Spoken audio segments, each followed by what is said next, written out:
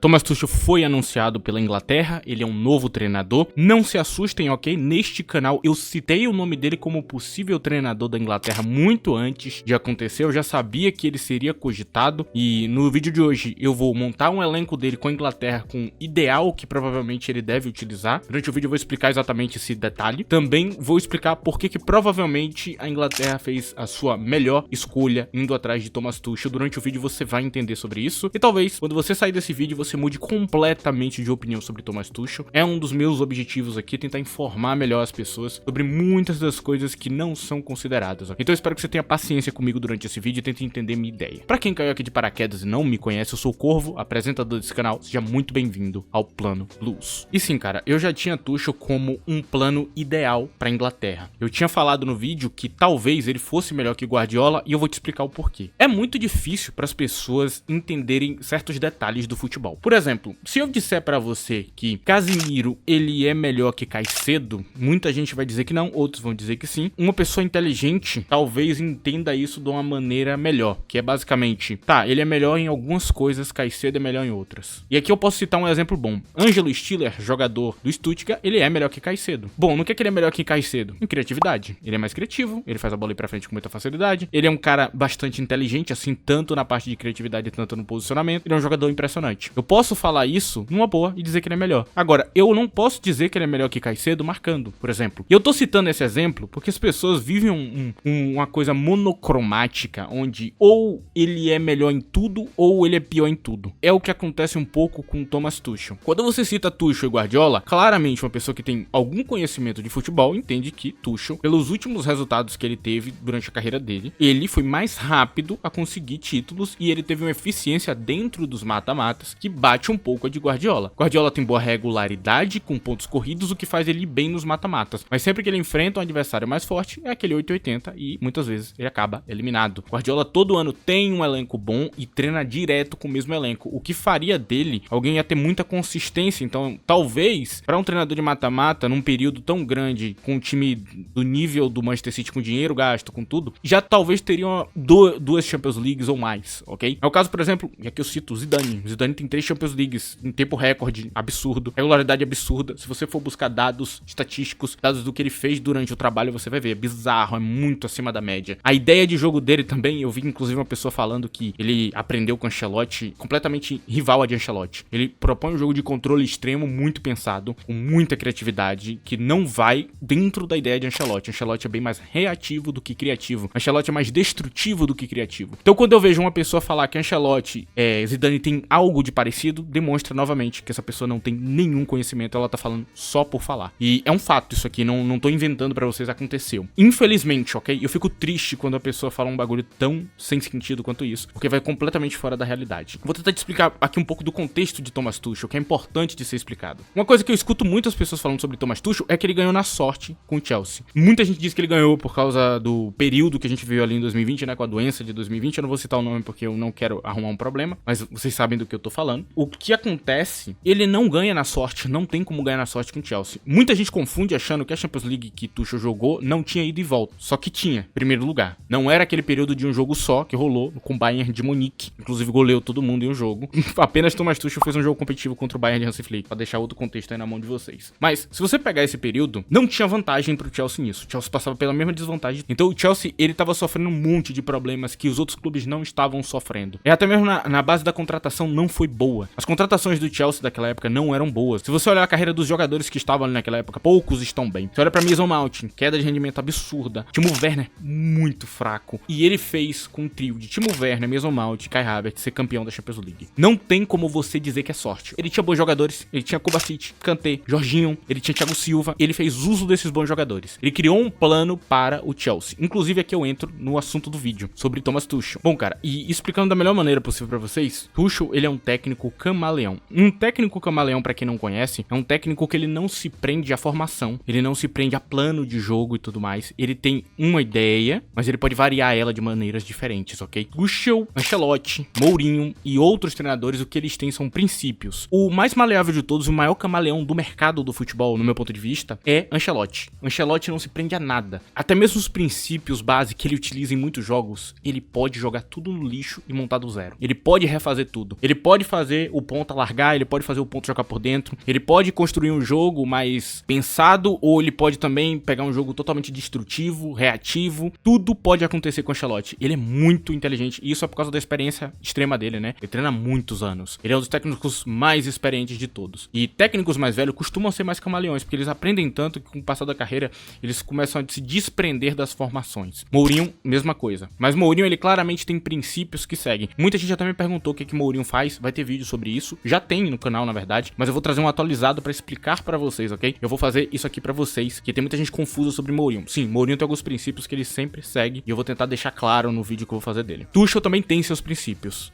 A pressão alta, o físico extremo, né? Os jogadores dele são, eu costumo chamar de hitmaker, né? São jogadores de ritmo extremo ali, que sempre estão criando ritmo pro jogo. Tem que correr muito, você tem que marcar muito, você tem que fazer muita coisa dentro da partida. Tuchel, ele pede algo extremo dos jogadores, ok? Ele não vai pedir pouca coisa do jogador. E muitas das vezes ele acaba sacrificando coisas positivas dos jogadores pra isso acontecer. Por exemplo, o Kimmich não tinha um encaixe perfeito pra ser volante dele, e acabou dando errado no Bayern de Munique. Rolou uma treta entre os dois, ele pediu muito pra Kimmich sair da volância pra virar lateral, e só depois da demissão dele isso aconteceu. Então, são princípios que ele tem que vão além do que o jogador quer fazer. Ele tem coisas que ele precisa seguir, e aí é a base de onde saem os jogadores dele. E não necessariamente uma formação ou um estilo de jogo repetitivo. Por exemplo, Arteta é muito preso ao guardiolismo. Pep Guardiola é muito preso ao guardiolismo, que precisa de posse de bola, que precisa de coisa. Tuchel pode jogar sem a posse. Tuchel pode mudar um pouquinho da formação dele, ele pode usar quase qualquer formação do mercado, 4-2-3-1, 5-4-1, 3-4-3, qualquer formação ele pode. Ele pode usar quase qualquer tipo de jogador. Poucas são os pedidos que ele vai fazer esse jogador, ok? Muitas das vezes esse jogador talvez não encaixe com o plano que ele vai utilizar em tal dia, mas daqui a um ano o plano pode mudar. E é por essa variação que eu não posso te dar uma formação definitiva pra ele, assim como eu não consegui dar pra Nagelsmann no meu vídeo da Alemanha. Mas no meu vídeo da Alemanha, o que eu disse são os melhores jogadores que tinham. Muita gente, inclusive, veio falar depois, pô, mas ele não convocou esses caras. Olha hoje, Dennis Undav agora tá ganhando a titularidade da Alemanha. Eu falei naquele vídeo que ele era o melhor centroavante alemão em atividade. E muita gente veio falar disso e veio usar um momento, mas hoje tá provado o que eu falei, entendeu? Você não precisa ficar apegado ao tempo, ok? Pode ser que no início ele escolha jogadores diferentes do que eu vou mostrar aqui pra vocês, mas com o passar do tempo eu acho que vai acabar exatamente desse jeito aqui. Tuchel, ele sabe quem é bom e quem não é. Ele dá prioridade a quem é bom, inclusive ele extraiu muito dos jogadores. E aqui falando um pouquinho do contexto do Bayern. O Bayern tinha ótimas estatísticas, ok? Em questões de jogadores, rendimento era alto. O Bayern tinha uma pontuação que era parecida com os treinadores anteriores, e o Bayern perde a Bundesliga, mas se você pegar 10 edições passadas do Bayern de Munique, em todas elas, provavelmente Xabi Alonso seria campeão. Todas, em cima de quase qualquer treinador que passou. Passa-se a sensação de que Julian Nagelsmann fez um trabalho melhor do que Tuchel, e essa sensação vem pela cobrança que estava em cima dele, mas ele não fez. O trabalho ou é igual, ou o de Tuchel é melhor. E sinceramente, em mata-mata eu achei melhor. O Bayern de Munique não foi eliminado do Villarreal, foi eliminado pro campeão, e quase com um milagre de tirar um Roselu do banco pra em 7 minutos mudar a partida, o que você não esperaria. E se você disser que ia acontecer, você tá mentindo pra mim, você não sabia que ia. Aquilo ali foi uma exceção, o cara brilhou muito no momento certo. Então eu deixo claro que tem muitos contextos que as pessoas ignoram. A pontuação está normal, as estatísticas estão normais, Tuchel não fez um trabalho tão ruim quanto falam. O trabalho foi abaixo da expectativa, porque de Tuchel se espera muito. Eu espero que fique definidos pra vocês. Eu não vou entrar em detalhe dos outros trabalhos dele, porque todos foram muito bons. Talvez um dia eu faça um vídeo separado, explicando cada trabalho de Tuchel e por que cada trabalho foi sim muito bom. Talvez em nível muito parecido com o que você espera de um Jürgen Klopp do Liverpool, ok? É basicamente isso. Agora, vou mostrar o elenco pra vocês agora que eu fiz todas essas explicações. Eu acho que eu precisava fazer, porque muita gente está em dúvida com Tuchel, cara. E eu espero que você não só escute a minha opinião aqui e o que eu tô falando. Eu quero que você vá atrás dos dados. Se eu estiver mentindo, você pode me refutar. Se eu estiver errado, você pode falar, mas vá atrás dos dados. Não fique só na minha opinião. Vá, pode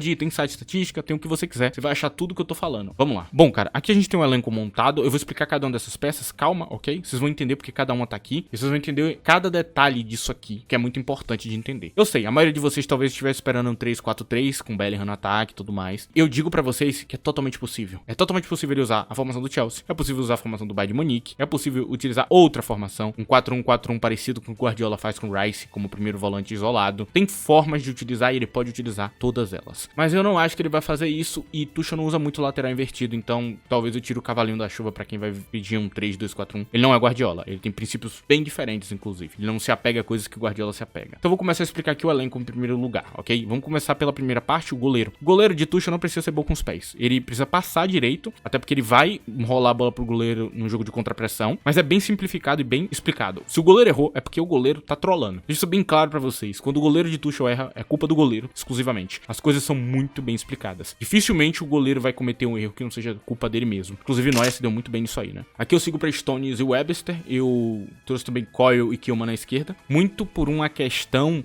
de ajuste em questões de passe, né? Eu trouxe essa prioridade, porque é um jogo alemão, é um jogo de passe, é um jogo muito bem pensado, então você precisa dos melhores passadores possíveis. Eu vejo nesses 4 jogadores o melhor que a gente tem. Tem alguns outros que dá pra escolher também, algumas opções, mas eu deixo, por exemplo, um Mark Guerre e um Tomori de fora, muito por causa disso. Se fosse outro treinador, eu daria preferência pra eles em algum momento. Os 2 melhores zagueiros pra mim da seleção inglesa é Coyle e Stones. Na lateral a gente tem Reece James e Alexander-Arnold e Leif Davis e Trippier na outra. Já deu pra ver claramente, quem manja um pouco mais de estatística já entendeu o que eu trouxe aqui. Bons passadores, ok? A linha de zaga vai ser feita por essas 4 figuras e o objetivo deles é dar cobertura pro campo, fazer dobradiça com os pontas, mas não vai pisar tanto na área. Mas o grande objetivo é cruzar a bola na área pra Harry Kane, é criar lances pra Palmer, pra Harry Kane e fazer o jogo tanto em questões de aproximação e de físico como de passe, principalmente passe. Por isso nós temos nosso querido Leif Davis aqui, que é uma joia nessa parte, cara. Ele é um cara que desbloqueia quase qualquer marcação e pode ajudar muito o Harry Kane a marcar mais gols. É algo muito importante isso aqui. E sim, isso tira o poder de fogo desses jogadores, mas Alexander-Arnold se beneficia exatamente disso. Se Arnold for jogar com Thomas Tuchel, vai ser desse jeito. Muita gente ia achar que ele ia ser utilizado em 3-4-3. Arnold não é um ala. Arnold é um jogador pensante. Ele é quase um volante, ok? Ele é um cara que tem um jogo de trás pra frente, passe de trás pra frente, muito bem pensado. Ele não vai querer ser utilizado como um cara físico na ala. James já é diferente. James tem o passe, mas também tem o físico pra jogar na ala e tem a finalização pra isso. Arnold não se beneficia disso e Arnold traz mais criatividade que James, então em alguns momentos Arnold será o titular pela questão criativa, mas eu acho que na maior parte do jogo, pelo físico, ele daria prioridade a James, se tiver saudável, é claro. Com ele não saudável, aí Arnold se torna titular. Sigo aqui pra frente, no meio de campo, a gente tem Declan Rice e Adam Artum. Adam Artum tem um encaixe melhor com o treinador Thomas Tuchel, mas Declan Rice pode se adaptar a isso. Eu vi muita gente falando que,